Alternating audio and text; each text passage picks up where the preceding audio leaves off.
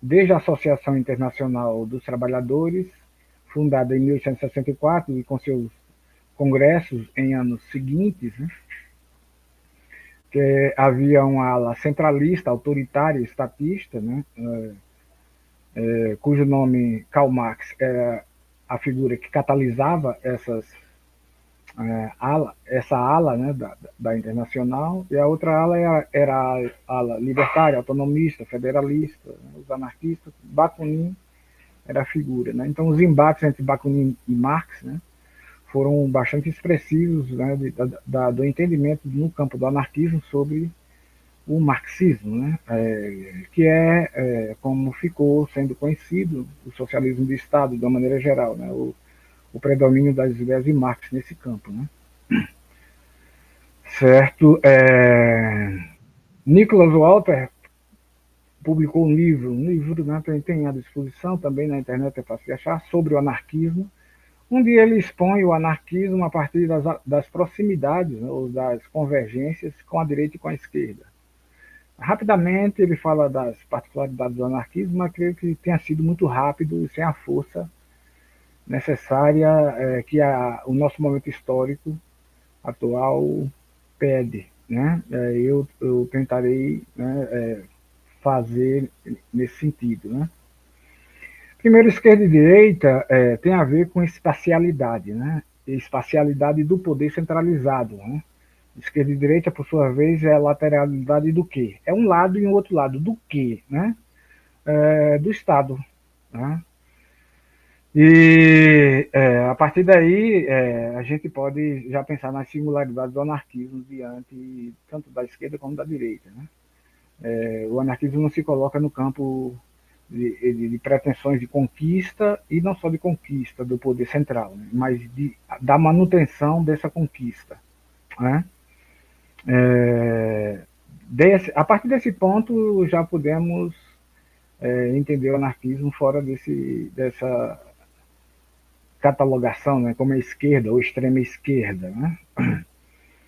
Já poderíamos pensar alguma coisa nessa direção. Né? Por conta da nossa formação pessoal no geral, né, escolarizada, né, essa lógica binária, né, ela vai sendo naturalizada, né, mas ela não é natural, né, efetivamente. Né. Então, quando se pensa alguma posição no campo da política, enfim, né, pensa-se sempre em esquerda e direita, porque nos acostumamos, de uma maneira geral, a não entender algo fora dessa polarização. Né. Pensando agora, a esquerda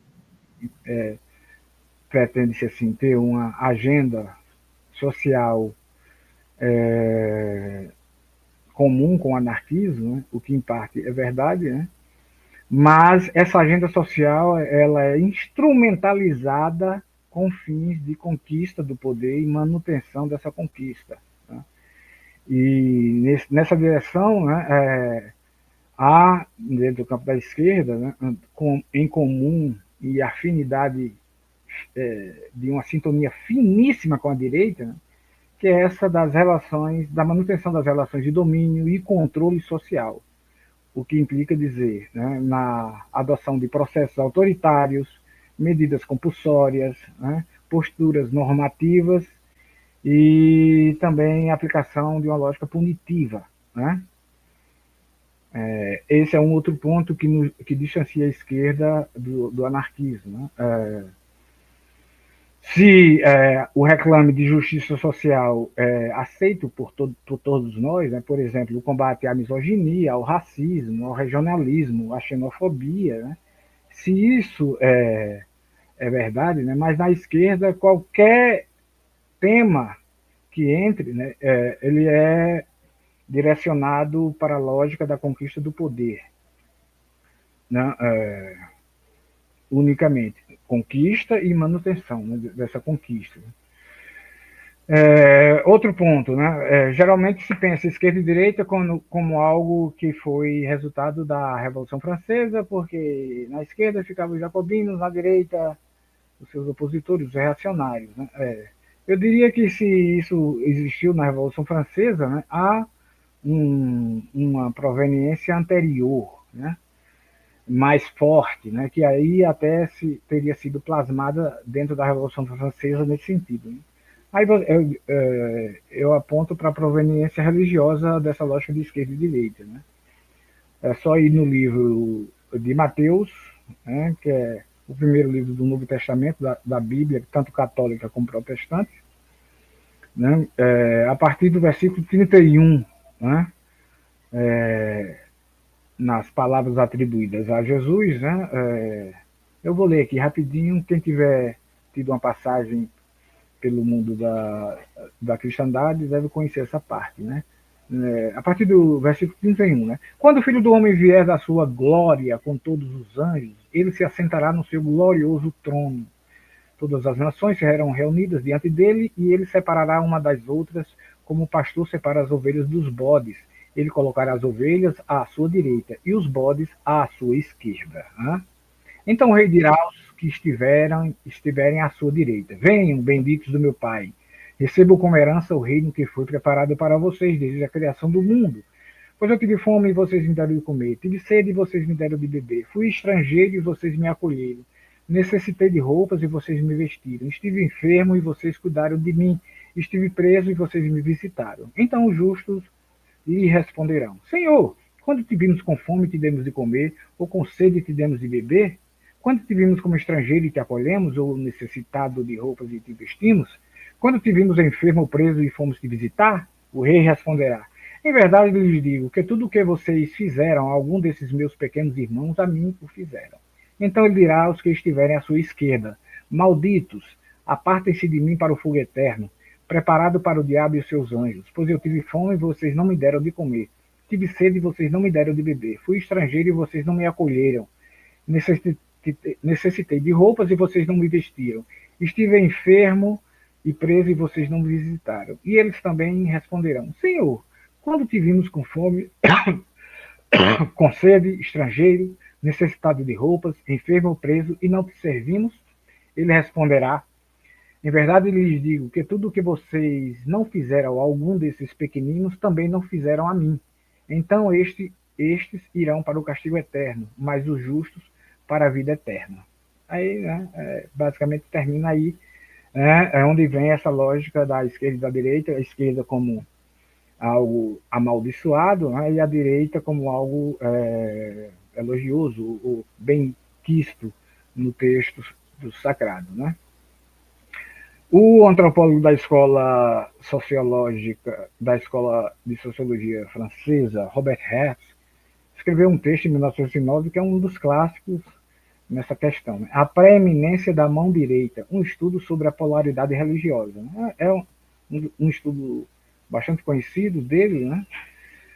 Onde ele fala sobre essa questão da direita e da esquerda a partir da perspectiva da antropologia, né? Estudando, portanto, culturas, né? E registra, enfim, ele faz uma série de considerações iniciais, né? Pensando na questão orgânica, se o cérebro é levemente inclinado para a esquerda ou para a direita, isso seria a causa da destreza e de alguém ser canhoto, né? E ele deixa assim que a questão orgânica ela, né, pode ser uma causa considerada, né, mas são as sociedades quem significam, né, a direita e a esquerda. E aí ele vai nesse sentido mesmo, pensando até na escola sociológica francesa, né, que tem essas dualidades, né, profano e sagrado, por exemplo. Né? Então, a esquerda estaria na perspectiva de Robert Hess, né, dentro das culturas, né, e pensando, né, o mundo da cristandade com força, mas mais largamente outras culturas. Né. A esquerda seria esse campo da maldição divina. Né. Prosseguindo, né, uma agenda de reivindicações e de luta com busca de justiça social, né, isso veio marcando a chamada sociedade moderna, sobretudo com uma imposição dos trabalhadores, né, e uma conquista à força, né, daquilo que consideramos direitos e liberdades sociais, né? Mas, no geral, a ideia de justiça social, né, a partir de um referencial mais equânime, né, de igualdade, né, foi difundido naquilo que se chama sociedades modernas, que se estabeleceu em contraposição com a Idade Média, né, o domínio da igreja e toda a série de arbítrios que era cometido nesse sentido. Então, o ideário de justiça social foi se propagando pelo mundo moderno. Né. Os anarquistas clássicos, né, refletiram, entre várias coisas, né, esse ponto das propostas socialistas que se tinham no seu tempo. Né. Proudhon fez críticas ao que era chamado, o que ele chamou, né, e no seu tempo, né, representava mais fortemente, né, o socialismo de Estado. Ele faz crítica ao sistema de Luxemburgo, né, que é a proposta de socialistas autoritários de reorganização do Estado, né, de um Estado que fosse socialista, né, mas fosse autoritário, toda essa agenda que ficou mais conhecida dentro do marxismo. Né. Bakunin outro clássico do anarquismo, né, quem, é, como eu disse anteriormente, né, se indispôs com Marx, né, na Internacional, e deixou uma crítica bastante fecunda quanto às suas críticas ao marxismo. Em Deus e Estado tem, né, ele chega a dizer no começo de Deus e Estado, certo, Eduarda, ele chegou a dizer no começo do Estado, né, que era impossível conversar com os socialistas autoritários, né, porque não haveria, em linhas gerais, né, honestidade intelectual com eles. Né. Stirner é um nome também importante de ser recuperado aqui. O texto dele, o artigo sobre educação, né, o falso princípio de nossa educação, de 1842, ele fala da proposta para uma escola numa sociedade moderna, né? E como na Alemanha estava tendo debate sobre que escola haveria de ser implantado, né? Ele, à procura de nomes, né, para designar as propostas, né, disse que podia ser vários nomes, né, mas ele iria chamar de humanistas uns e realistas outros. Né? E a gente pode muito bem substituir o que ele quer dizer de humanista e realista para hoje, né, como direita e esquerda, porque os humanistas tinham uma concepção de educação, né, uma educação de eruditos, de dandies, né, como Steven diz, né, de pessoas que sabiam muito sobre os clássicos gregos e romanos, sobre a Bíblia, né, enquanto que os realistas tinham uma perspectiva da educação que a escola deveria criar cidadãos úteis para a sociedade. Aí Steiner diz, isso aqui os realistas, humanistas realistas, né, tinham uma proposta de conciliação dos dois, dada pelo o professor Rencius, né? E aí, assim, uma troça que ele faz com a lógica da dialética hegeliana. Né? Ele foi um aluno de Hegel, Hegel tinha a sua dialética trinitária, né? Que também influenciou Marx e Bakunin. Bakunin tinha também um pensamento dialético hegeliano particular, né? E Marx também. Né? Stirner não se deixou levar por esse binarismo, né? E tanto em artigos como no livro dele, O Único e Sua Propriedade, né? Ele troça dessa lógica trinitária, né? E aí ele fala de humanistas e realistas, e a proposta do professor Rencio seria como que a síntese, né? E aí ele coloca uma quarta, né? Que é a perspectiva que ele traz, né? E também no livro dele, ele chama direita, esquerda e centro de liberalismo social, liberalismo político e liberalismo humano. Né? Todos são liberalismo. Né? Para quem tem a curiosidade, né, pode procurar o livro de Stirner, os livros de Bakunin, Deus e o Estado, Escritos contra Marx, né? Socialismo, Federalismo, Socialismo e Antiteologismo. Né? Kropotkin, um russo, né, elaborou o que ele chamou de anarquismo científico, que foi uma crítica ao materialismo científico, ao suposto materialismo científico de Marx. Né? Ele faz uma crítica assim, arrasadora, do materialismo científico, né? E propõe que o anarquismo sim é que seria científico. Né? E é uma questão que o próprio Malatesta depois também faz a crítica, né? Em termos de colocar o predomínio da ciência ocidental, né? Mas Kropotkin também, no campo da economia, propõe, enfim, nesse ponto, né, a abolição da teoria do valor. Né? Reclus é um geógrafo importante, Elisée Reclus, né, teve a influência de Proudhon em termos de, por exemplo, ele foi um comunardo, né? Ele lutou nas barricadas da Comuna de Paris em 1871, e a Comuna foi que houveram outras comunas e algumas tentativas de comunas na Itália, né? E na França também. E a ideia de organizar uma sociedade com comunas, né, vem de Proudhon, né, quando ele propõe a Federação Agroindustrial. Né? Os conglomerados humanos deveriam ser, nesse entendimento de Proudhon, pequenos, né? Não em tamanho mastodônticos, como a gente tem as metrópoles. Né? E com a união do campo, de fábricas e na comuna. Né?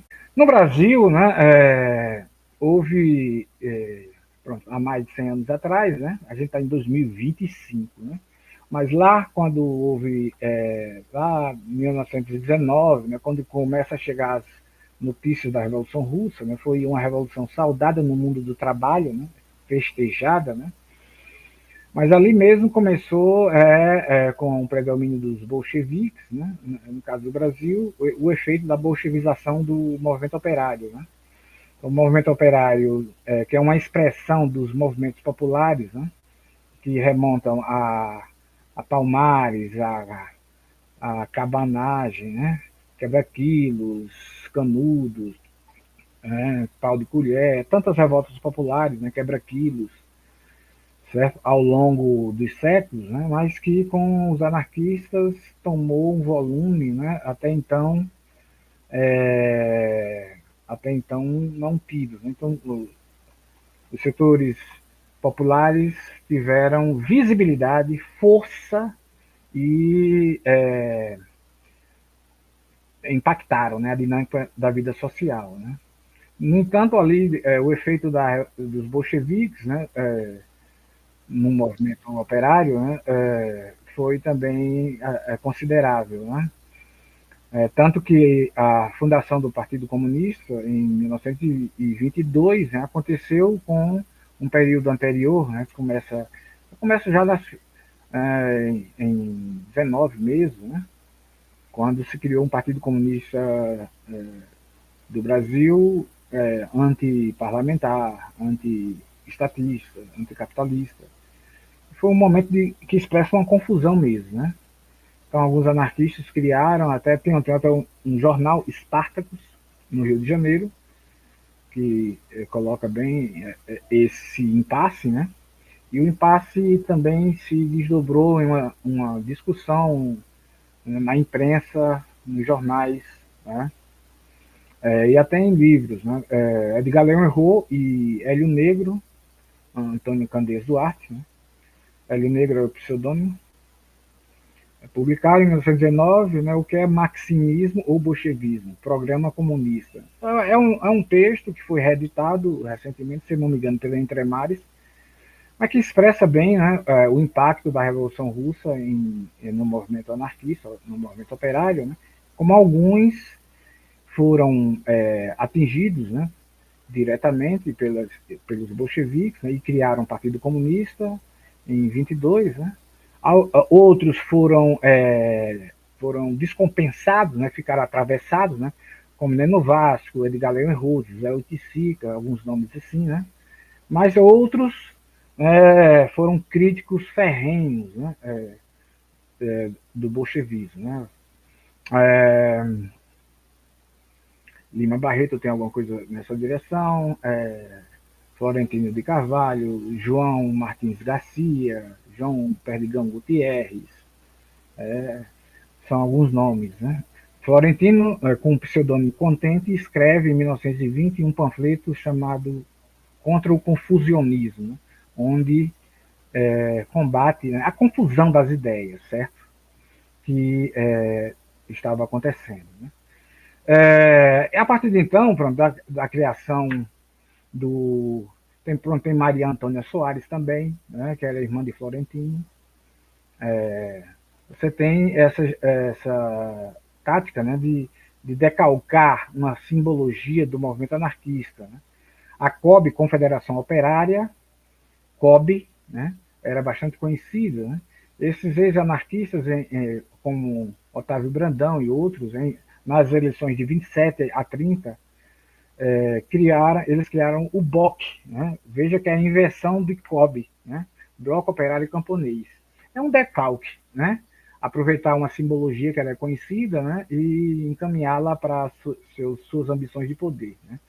O Globo, o jornal O Globo, né, por exemplo, né, foi pego por Irineu Marinho, né, do romance de Lima Barreto, Recordações do Escrivão Isaías Caminha, de 1909, né, que foi reeditado em vida do próprio Lima, né, com algumas correções, enfim, ajustes, né, alterações.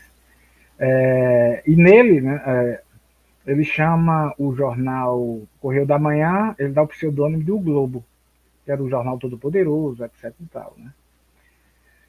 A Voz do Brasil, né, o programa criado por Getúlio Vargas em 1934, né, era uma reação àquilo que no mundo operário havia similar. Né? Então, tinha um jornal da COB, que era a Voz do Trabalhador. A Voz do Trabalhador foi um jornal que foi nominado também em Sorocaba, em Minas Gerais, em Belém do Pará, tem jornal chamado A Voz do Trabalhador, em Salvador, na Bahia, também. Então, a penetração do mundo operário nos setores sociais era, para hoje, né, assim, a gente não consegue bem dimensionar. Né? Certo que, atualmente, como está posto, né, é subdimensionado. Né? A própria foice e o martelo, né, que é um símbolo hoje tido como do marxismo, né? Em 1920, né, esse símbolo, né, foi estampado na revista A Obra, de 1920, sob a direção de Florentino de Carvalho. Né? Só que tinha a foice e martelo e tinha uma pena embaixo, né, a pena representando o trabalho intelectual. Né? Essa era a diferença, né? Da foice e o martelo entre os anarquistas. Né? Enfim, agora pegando mais especificamente os pontos que eu quero mais acentuar, né, sobre a particularidade do anarquismo. Né? No anarquismo é que você tem uma posição anticlerical, né, pensando nos aspectos da religião e das ideias em geral. Né? O anarquismo não tem uma posição universalista como o marxismo e o liberalismo têm nesse ponto. Né? Mas, no tema da religião, o liberalismo propaga supostamente o laicismo, né? E o marxismo o ateísmo. Né? Tanto que nos anos mais duros da Guerra Fria, né, os países marxistas eram oficialmente ateus. Né? No anarquismo não tem essa universalidade. O anticlericalismo é o ponto que articula as posições dos ateístas, dos antideístas, diagnósticos e de figuras que divulgavam a espiritualidade libertária, como Tolstói, Gandhi, e no Brasil, uma Maria Lacerda de Moura. Né? Certo? No geral, esse anticlericalismo, né, coloca como ponto, né, o combate ao clero, especificamente, né? E tentando demover dos fiéis, né, não a possibilidade da prática de seus cultos, né, de seu encontro, mas que abandonassem e não alimentassem o profissional da fé. Né? Então, um jornal como a Lanterna, por exemplo, né, do começo do século, né, com 3 fases, né? Fundado no início do século XX, né, teve 3 fases, né, e findou em meados da década de 30 do século passado. É um jornal que expressa bem, né, as reflexões dos operários sobre esse ponto, né? O anarquismo se separa da esquerda também pelo seu antiestatismo. A esquerda não é antiestatista, é estatista e necessariamente terá que ser capitalista, porque o capitalismo não tem como se separar do estatismo, né? O anarquismo, os clássicos, né, eram Proudhon mutualista, eu diria assim, Benjamin Tucker, Joseph Warren era individualista, Stirner, no meu entendimento, não é individualista, mal entendido nesse ponto, né? Bakunin, uma proposta coletivista na economia, e Kropotkin, comunista, né? Só depois do domínio das ideias marxistas é que se entende hoje comunismo como sinônimo de marxismo, mas isso não procede, né? Mas, assim, no Brasil, né, e fora do Brasil mesmo, né, vários autores, Ricardo Melia, Tarrida de Marmol, Florentino de Carvalho, enfim, tinham uma posição de um anarquismo sem adjetivos, né, com a economia distributiva. Pronto, ó, um outro ponto que só os anarquistas fizeram e farão, né, sempre que puderem, é a distribuição de prisões, né? Um marxismo e toda forma de estatismo, né, a esquerda precisa de prisões, né? Não propaga uma outra forma de tratar os atos antissociais, né? Contra prisões, também nesse sentido um antimilitarismo, né? Só os anarquistas são antimilitares, contra a lógica da obediência cega que marca a cultura militar, né? Na educação, né, a ideia do ensino racionalista, né, ou seja, sem dogmas religiosos, nem políticos, nem filosóficos, sem nenhum dogma, né, a partir da capacidade de observação, exame e experimentação dos alunos, né? Era isso que acontecia nas escolas anarquistas, né? Eu voltarei a esse ponto rapidamente aqui. Uma educação mista, meninos e meninas, que para hoje para a gente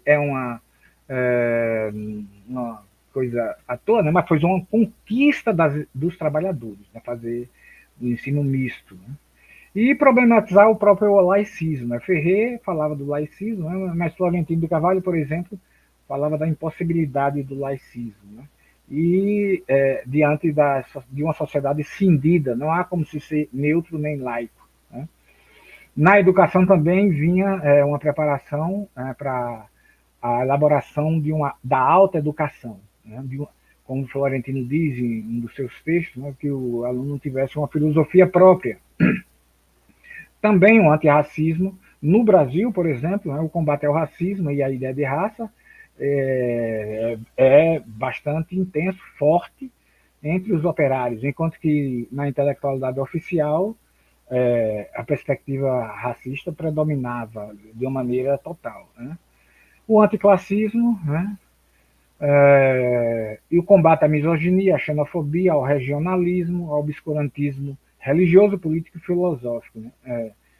Nesse sentido, né, coloca-se uma postura de uma integração ao planeta, né, com discussão sobre o nosso lugar dentro do planeta, com a relação às espécies vegetais e animais e o próprio planeta e o cosmos, né? No anarquismo a gente encontra uma posição que não é antropocêntrica, né?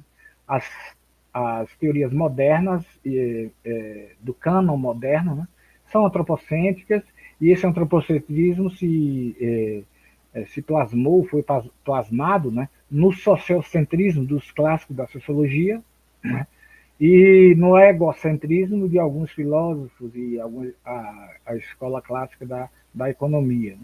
Esse antropocentrismo também toma, às vezes, de um falocentrismo e de um logocentrismo, né. Quando no anarquismo a gente encontra posições que não acompanham essa perspectiva antropocêntrica, né, a gente tem, né, por exemplo, Florentino trabalha com o conceito de vida de relação, né? Então, são as relações, a vida é diversidade, é coexistência e é relação. né? Não tem um ponto causal inicial, um ponto único causal, que para Marx era a economia, para Durkheim era as ideias religiosas, e para Weber era o primado da economia. A economia teria o primado, né? Condicionando todos os aspectos da vida social. Né? Há antropocentrismo dentro do anarquismo, né? Nas posições de um universalismo. Né? No anarquismo se afasta posições, um veio, alguns veios mais radicais do anarquismo, né? Que se afastam desse antropocentrismo, que se configurou, né, em aspectos do pensamento de alguns dos clássicos e no anarcossindicalismo, no anarcomunismo, no anarco-individualismo, esses ismos aí, né, finda atualizando um antropocentrismo. Né? Quando a gente tem a ideia de perspectiva, de situação, de circunstancialidade dos eventos humanos, né? Então não tem uma causa única determinante, principal, primordial. Né? O que se coloca é o dinamismo relacional para entender as condições da nossa vida, né, humana e dentro do planeta, né, com relação aos outros seres, animais, vegetais e minerais, enfim. Né? Bom, no geral é uma sistematização inicial sobre como nos clássicos, pensando em Proudhon, Bakunin, Stirner, né, e Marx, né, havia um distanciamento, né, bastante significativo. Né? Eu me voltei para o embate entre eles, né, nesse artigo. Né? O artigo é curto, né, mas tem várias indicações de leitura, e indicações de leitura, né, alguém no Facebook tinha pedido, né, é o que não falta. Né? O livro de Florentino de Carvalho, Da Escravidão à Liberdade, essa aqui é uma edição artesanal, organizado por Eduardo Medeiros e Renato Laro Júnior e eu. Né? A gente fez isso em 2015, mas saiu depois, né, corrigido efetivamente, e está à disposição no site da editora da Universidade Federal da Paraíba. Quem quiser pode baixar. Aqui ele discute várias ideias, né, modernas, enfim, é um livro acontecimento, né? E inclusive discute o marxismo. Né? Lá para a página, no final do texto, por exemplo, né, Florentino diz assim, discutindo esse ponto. Olha só o que ele diz. Né? Por certo, aos bons observadores não escapa que, ao movimento reivindicador, se incorporam e ameaçam a normalidade da evolução os partidos políticos da vanguarda que, no julgar da demagogia bolchevista, devem dirigir todos os seus esforços em sentido oposto às manifestações iconoclastas das massas. Por esse fato, há quem tema pela sorte do futuro social.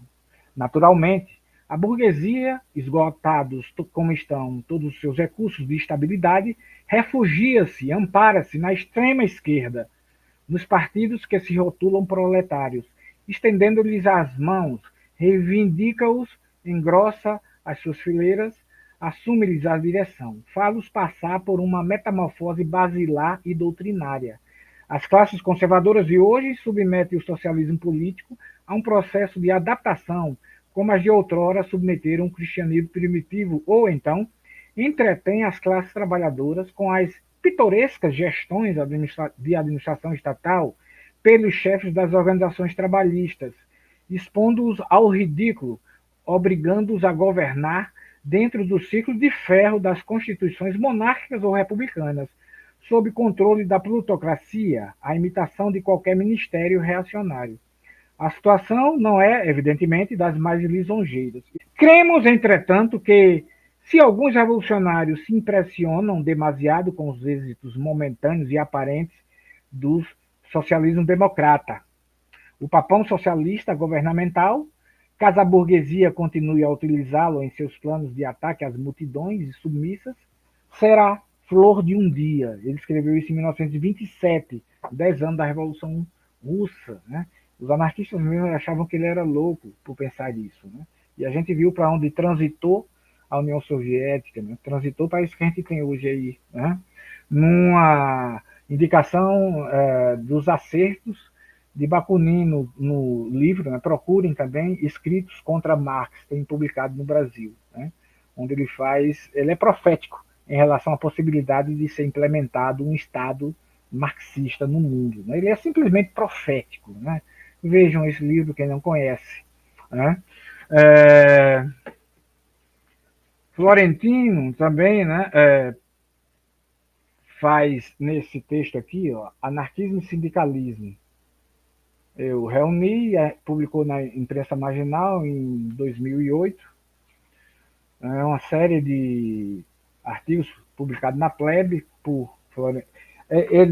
Eu identifiquei que foi Florentino pelas pistas que tem, enfim, né? Mas tem umas iniciais no texto. Florentino era o pseudônimo de Raimundo Primitivo Soares, é um dos pseudônimos, o pseudônimo que ele ficou mais conhecido, né? Mas ele publicou com vários pseudônimos, né? Então, ainda pela imprensa marginal, em 2010, né, publicado Anarquismo e Anarquia, textos de Florentino de Carvalho, e em 2012, Anarquismo e Socialismo, também textos de Florentino de Carvalho, e um suplemento com textos de outros como Maria Antônia Soares, Martins Garcias e outros, enfim, né?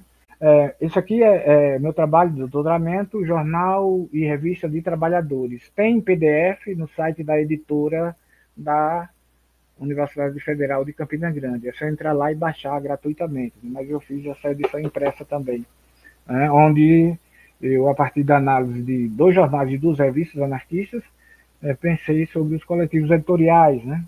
E a partir de então, como os trabalhadores viviam, né, a sua vida, né? E tem muito do que eu tenho falado aqui é baseado nessas pesquisas.